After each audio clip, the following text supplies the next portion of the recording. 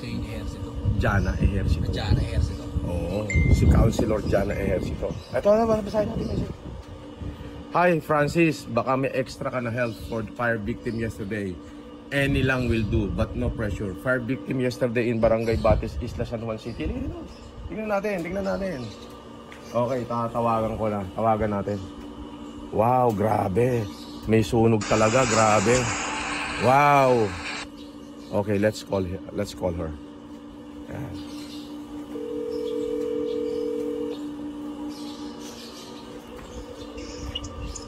Hi, Kansi. Hi, kumusta? Oh, okay naman. Ikaw? I'm good. Ba, lalo kang gumaganda. Anyway, actually, nakalive ako sa TikTok. Bigla kang nag-pop up yung message mo. So, I have to cut my video. It's okay. So, paano? Anong kailangan dyan? Any, sa mga fire victims. Ilang family? 83. 83 family. Yes. Okay, give them 1 sack of rice each. Okay, thank you. Paano gagawin ko? Gusto mo? Ano? Any, kasi, what do you think? Padi-deliver ko dyan? Pwede, sir? Sige, para sa'yo, konsehal. Thank you so much. Alam mo, napakaswerte ng San Juan, Councilor. Hello? No. Seriously speaking, the people of San Juan is very lucky to have you. Why?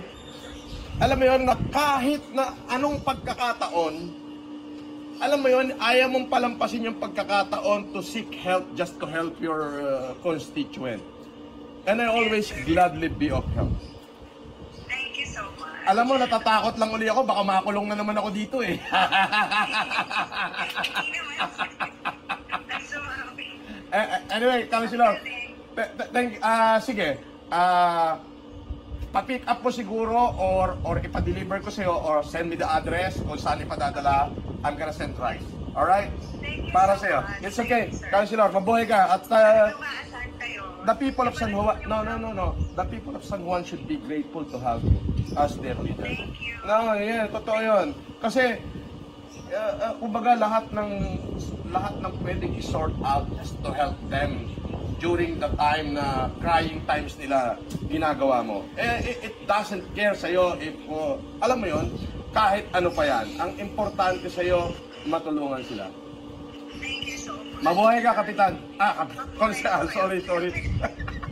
Bumaba. Anyway, mabuhay ka. Maraming salamat. Sige, I'll give you the address. I'll send the rice. I'll send the help.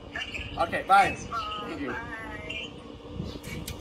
Yan si Councilor Jana Ejercito. Alam mo, number 1 councilor yan ng San Juan. Hindi nagbago yung pagtingin niya sa akin.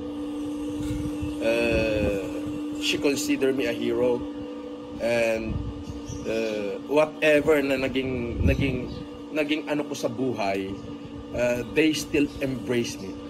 These people na nakakakilala sa akin, kahit ano pa ang dilubyo na dumating sa buhay ko, alam mo yun, they're always gladly be of help.